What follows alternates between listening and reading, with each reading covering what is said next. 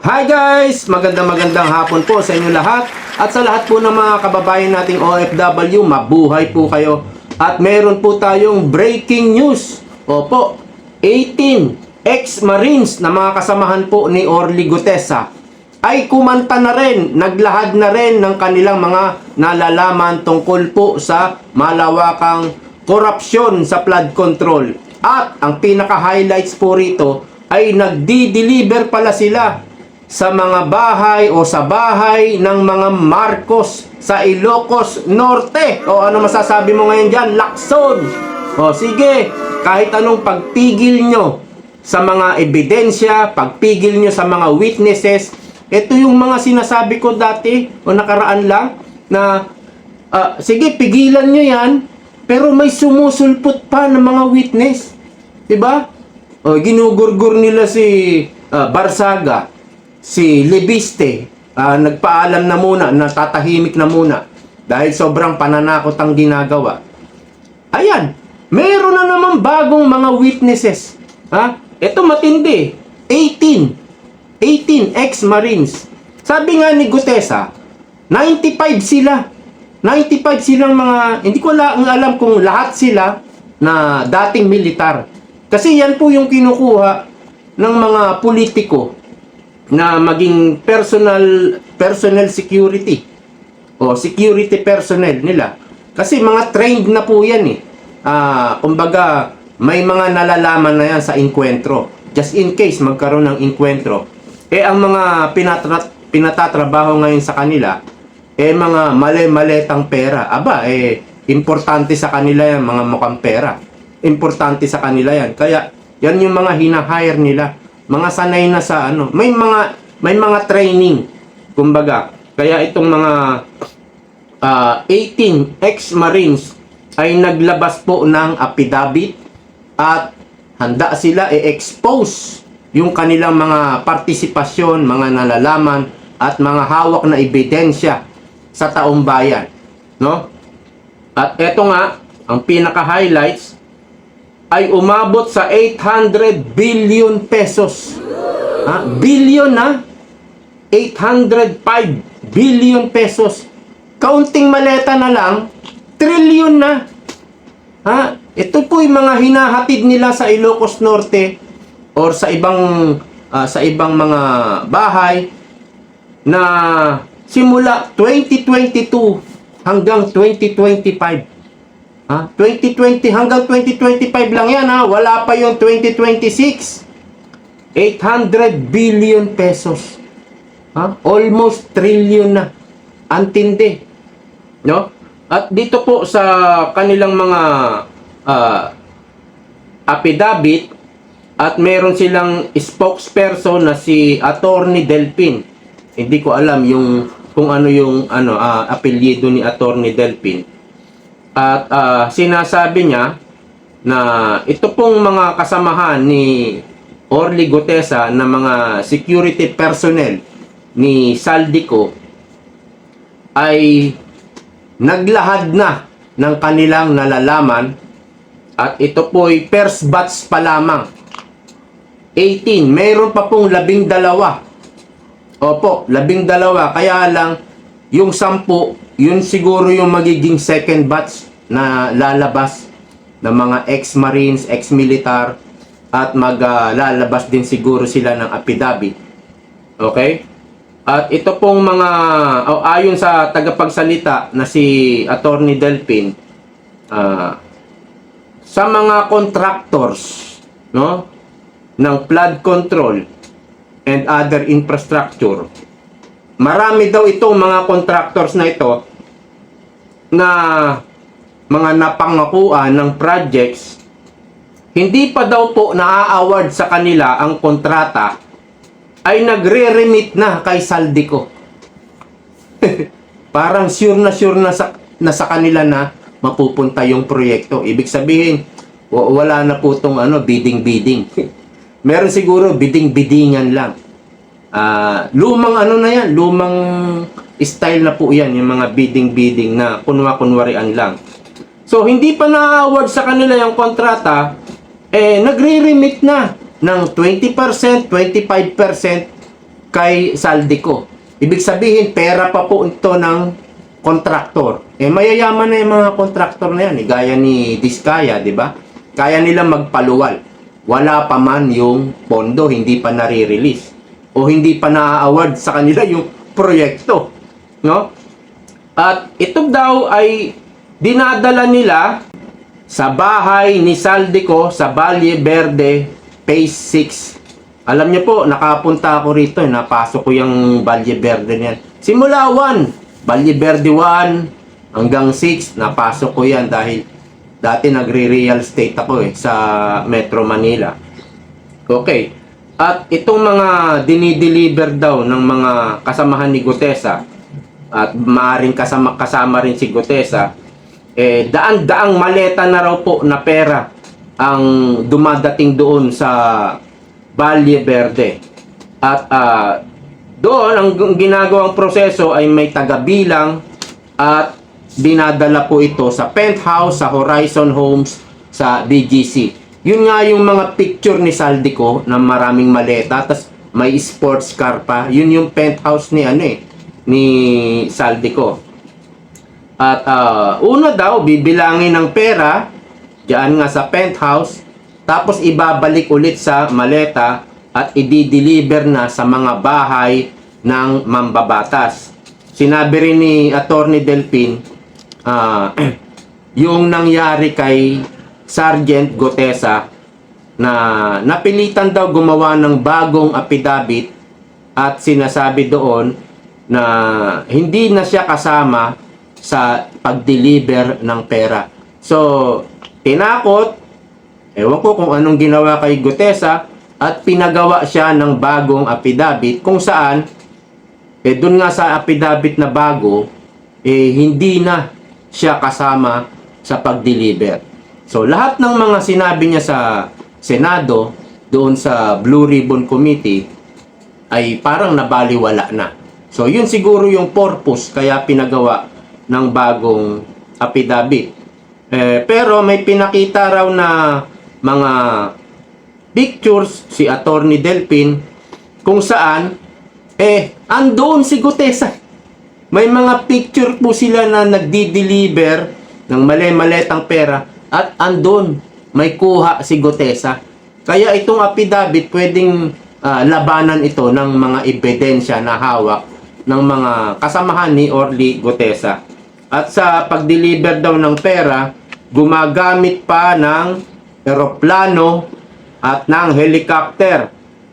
At ang isa sa mga highlights o maraming deliver ay umabot sa 52 maleta. Hindi ko alam kung gaano karami yung kung saan isinakay yan. May isang deliver daw sila na umabot sa 52 maleta. May mga ebidensya rin kung saan kinukuhaan nila ng pictures ang bahay ng mga mambabatas. Sino kayang mambabatas yan? At ito matindi, ang bahay ng media. Sino kayang media yan? Ang tinatawag nila ay media operators. Sabi sa inyo, marami pong media ang mga mukhang pera na nababayaran. Sana sa susunod, may second batch pa raw. Sana ilabas nyo yung bahay ng mambabatas. Sino kaya yan? At yung bahay ng media. O ilan media kaya yan? Di ba? Ilabas yan. Dapat ma-expose yan. Lalong-lalo na yung mga media para mapahiya na sila'y mukhang pera. Kaya sa susunod, pag na-expose na yan at mag-interview siya, wala na siyang kredibilidad. Kahit ano pang galing niya sa pag-i-interview, kahit anong galing niya pa sa pag-i-speech niya, mawawalan siya ng kredibilidad at siguradong mapapahiya siya sa buong Pilipinas. At teka. At dito naman po, no, sa inilahad rin ni Attorney Delpin, siya bali yung tagapagsalita ng mga ex-marines na kumanta. Tungkol naman daw sa operation ng ICC December 2023 daw dumating ang ICC investigators. Hindi pa natin alam yan. Diyan pa lang nabubuo yung ginagawa nilang pinaplano nilang impeachment kay VP Sara. At may mga, actually yung ICC, panahon pa ni Pangulong Duterte, naririnig na natin. Diba? Pero hindi natin alam, 2023 pala, nang unang dumating yung mga investigators ng ICC. At bago mag-December 2023, inutusan daw ang ilang ex-marines, yung mga kasamahan ni Gutesa, ayan, yung mga lumabas para mag-expose. Inutusan daw ang mga ex-marines na magpapalit ng peso to dollar na nagkakahalaga ng $2 million. Alright? At ito daw, sabi ni Saldico, meron daw kasing darating na mga foreigners. Pero nakilala po ng mga Marines, alam nyo Marines, matitinik yan, may mga intelligence din alam yan eh. Mauhusay po yan. Kasi mga trained nga yan eh. Nag-training po yan eh. Hindi naman paghawak lang ng baril, paggapang sa lupa, hindi naman puro ganun ng training yan. May mga intelligence din na training yan. So, nakilala daw ng mga Marines, itong mga foreigners na ICC investigators. Ngayon, sa mga nag-iimbestigang mga taga-ICC, para daw mag-interview, ang gagawin daw para daw mag-interview ng mga witness. Ito matindi. At ang nag-organize daw nito ay si Trillanes. O, kita nyo? Yan yung sinasabi ko nakaraan. Si Trillanes pumupunta ng dahig. Kanino kayang gastos yan? Hindi naman bubunot sa bulsa yan para gumastos dyan sa dahig. Kaya sinabi ko, may nagpopondo dyan. Ito nga! Ito na po yun. At ito daw ay organized ni Trillanes. Kung sino ang ipadala ni Trillanes na tanim witness, yun ang i-interviewin ng ICC investigators. Okay, may pumuntang taga-ICC investigators at si Trillanes nag-organize. Mayroong $2 million na pondo at ang ginagawa ni Trillanes, magpapadala siya ng mga tao doon na yun ang i-interviewin ng mga ICC investigators. So ito po yung tanim witness, tanim victim ni Trillanes. So lahat talaga ng mga istorya na yan, mga bintang nila kay Pangulong Duterte ay gawa-gawa lang, kasama na si Trillanes. Okay? At ibinigay nga kay Trillanes ang pondo worth $2 million. So ito ay gawa-gawang investigasyon lamang. At napansin din ng mga Marines na ang ginawang investigasyon ay sa mga private place. Wala po sa government office para doon kumuha ng mga datos. Wala. Sa private place daw. Nandun din kasi yung mga Marines, siguro, security personnel nga, itong mga Marines. So, yun yung mga nakita nila, no? So, therefore, itong ICC investigators ay sabi ng Attorney Delpin is committed graft and corruption. Maaring itong mga prosecutor nagkamal dyan ng pera dyan sa $2 million na ibinigay kay Trillanes at si Trillanes naman ang nagbigay dyan sa mga ICC investigators. At yan siguro yung pinaghati-hatian ng mga prosecutors ng ICC. Tapos, ang gagawin po ng mga ex-marines at ni Attorney Delpin ay una, isusumiti po ang affidavit sa ombudsman. Although wala na tayong tiwala kay Boying Rimulya, ganun din sila, alam nila, kay Marcos yan, pero gusto nilang makita na kung umaandar pa raw ang ombudsman, alam naman natin talagang hindi aandar yan kapag ang tinuturo ng witness ay si President Bongbong Marcos. Hindi aandar yan. Pero bibigyan lang ng parang problema itong si Boying Rimulya, at gusto rin natin ma-expose na kapag si Bongbong na ang tinuturo, wala talagang gagawin ang ombudsman. So, ito'y malungkot na kung sakaling may mga magnakaw na mga congressman, ilang senador, at yung tatakbuhan nating ombudsman, hindi natin maaasahan, masaklap, ma-expose talaga yan na walang aasahan, walang tatakbuhan na ombudsman ang taong bayan pag tayo ay nanakawan. Dito kay Boying Rimulya. So number 2, magsusumiti rin itong mga ex-marines ng kanilang affidavit sa ICC.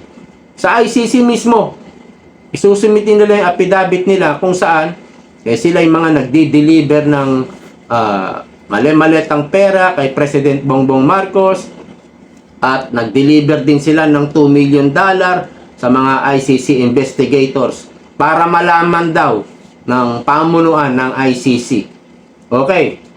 Number 3, magsusumiti rin sila ng kopya ng affidavit sa lahat ng embahada ng mga bansang kasapi ng ICC. Yan, maganda yan. Para malaman din ng mga member ng ICC na ito'y pera-pera lang din pala itong ICC na to, o mga investigators ng ICC. Pera-pera din pala.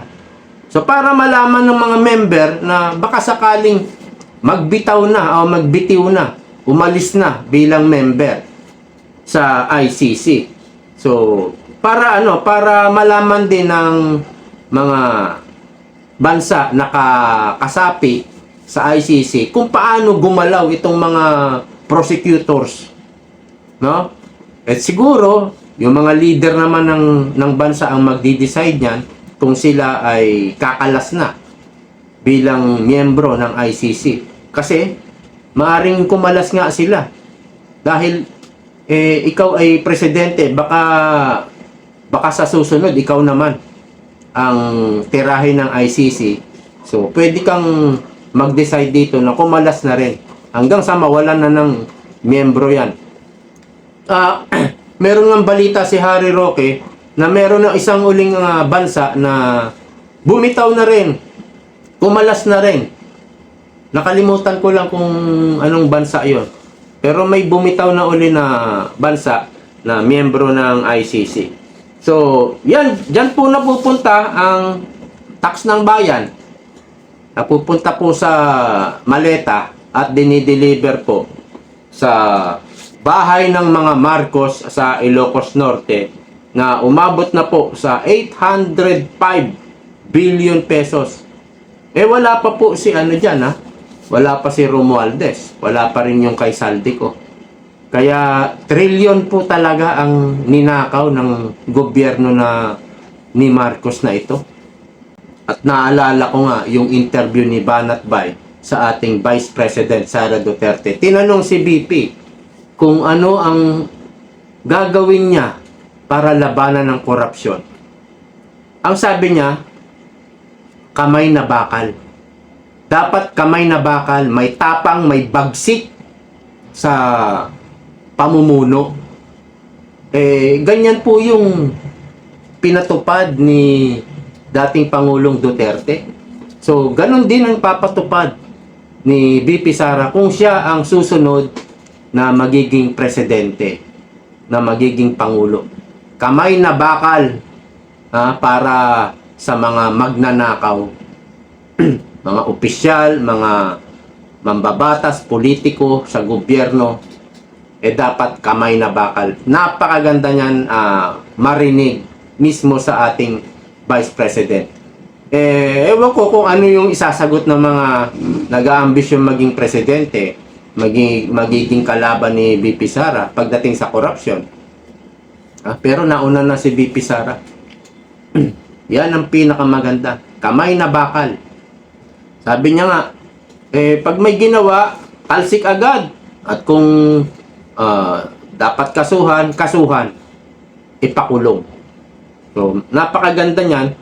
At meron pa siyang sinabi tungkol po sa insurgency. Ito maganda. Sabi niya, dapat tapusin na yung insurgency na yan. Yung mga rebelde, NPA, at itong mga komunista sa kamara, dapat tapusin na yan. Kasi, yung mga kasundaluhan natin, imbis na meron silang ibang gawin, tumutok sila sa ibang bagay, nauubos pa yung oras nila dito sa paghabol sa mga NPA at nalalagasan din sila. Napapatayan din sila eh. Meron ding mga napapatay na sundalo. Kaya, ang tagal na nito. Hindi pa yata ako pinapanganak. Meron ng mga rebelding NPA. Tapos, paulit-ulit lang yung kanilang ginagawa. Maghahabulan sila sa bundok. Yung iba, mapapatay nila, mahuhuli nila. Tapos magre-recruit na naman itong mga NPA sa Kongreso. Magre-recruit ng panibago. Ganun na naman. Dapat tapusin na para yung ibang trabaho matutukan na ng mga sundalo. At wala nang sasayangin pondo dyan sa gubat, sa mga NPA. Wala nang sasayangin pondo. No? Kaya kailangan manalo si BP Sara dahil sinabi niya tatapusin niya ang mga komunistang yan. So hanggang dito na lamang po sa ngayon. Maraming salamat sa patuloy na pagsuporta. See you po next time. Bye-bye!